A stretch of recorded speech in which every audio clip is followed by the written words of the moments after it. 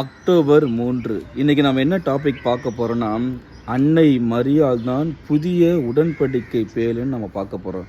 முதலாவது என்னன்னா, அன்னை மரியாள் இயேசுவை தன்னுடைய கருப்பையில் சுமந்ததினாலேயே அவர்களை உயிருள்ள உடன்படிக்கை பேலுன்னு நாம் சொல்லலாம். சரிங்களா?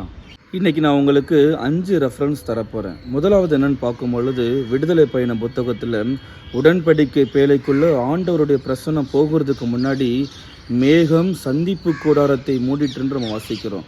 ஆண்டவருடைய மாட்சி திரு உறைவிடத்தை நிரப்பிட்டுன்றது நம்ம ரொம்ப அழகாக வாசிக்கிறோம். அதே மாதிரி லூக்கா நற்செய்தியில் அன்னை மரியாள் கர்ப்பமாகிறதுக்கு முன்னாடி வானத்தூதர் ரொம்ப அழகாக சொல்லுவாங்க, தூய ஆவி உன் மீது நிழலிடும், ஆண்டவரின் வல்லமை உண்மை நிரப்பிட்டுன்னு சொல்லிட்டு நம்ம லூக்கா நற்செய்தியில் ரொம்ப அழகாக வாசிக்கிறோம். ரெண்டாவது ரெஃபரன்ஸ் என்னன்னு பார்க்கும் பொழுது 2 சாமுவேல் புத்தகத்தில் நம்ம ரொம்ப அழகாக வாசிக்கிறோம். தாவீது அந்த உடன்படிக்கையை பேழை ஏற்றுக்கொள்வதற்கு முன்னாடி என்ன தெரியுமா சொல்வார், ஆண்டவருடைய பேழையை நான் எவ்வாறு ஏற்றுக்கொள்வதுன்னு சொல்லிட்டு ரொம்பவே தயங்கி கேள்வி கேட்பார்.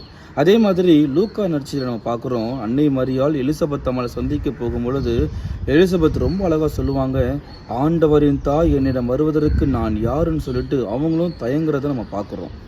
மூணாவது ரெஃபரன்ஸ் என்னன்னு பார்க்கும் பொழுது அதே சாமுவேல் புத்தகத்தில் நம்ம என்ன பார்க்குறோன்னா, தாவீது உடன்படிக்கை பேழையை எடுத்து செல்லும் பொழுது ரொம்பவே ஆர்ப்பரித்து சந்தோஷமாக டான்ஸ் ஆடுவார். அவருடைய ட்ரெஸ்ஸு கலண்டு போகிறது கூட தெரியாமல் ரொம்ப ஆர்ப்பரித்து நடனம் ஆடிட்டே போவார். அதே மாதிரி லூக்கா நற்செய்தியில் அன்னை மரியாள் எலிசபெத் அம்மாவை சந்தித்து வாழ்த்து கூறியும் பொழுது எலிசபெத்தினுடைய வயிற்றில் இருந்த திருமுழுக்கு யோவான் ரொம்பவே அக்களிப்போடு நடனம் ஆடினான்னு சொல்லிட்டு நம்ம விவிலியத்தில் வாசிக்கிறோம்.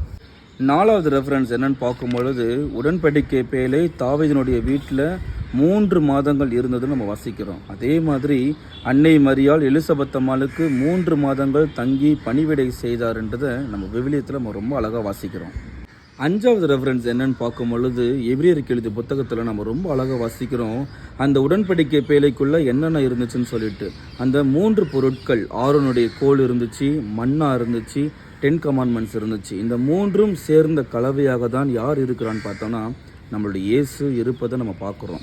எப்படின்னு பார்க்கும் பொழுது 10 கமாண்ட்மெண்ட்ஸ் வாக்கு மனிதரானன்னு சொல்லிட்டு யோவான் 1:1 நம்ம வாசிக்கிறோம்.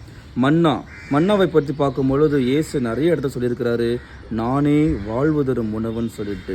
ஆரோனுடைய கோல் எதுக்கு சொல்கிறாங்கன்னா, இயேசு தான் எப்பொழுதுமே தலைமை குருவாக இருக்கிறாருன்னு சொல்கிறது அந்த ஆரோனுடைய கோல் நமக்கு குறிப்பிட்டு காமிக்குது. ஆமாங்க, இந்த 5 ரெஃபரன்ஸுமே நமக்கு அன்னை மரியாள் தான் புதிய உடன்படிக்கை பேழைன்றதை நமக்கு ரொம்பவே அழகாக காமிக்குது. நாளைக்கு வேற ஒரு டாப்பிக்கோட உங்களை பார்க்குறேன். உங்களுக்கு ஏதாவது புதிய டாபிக்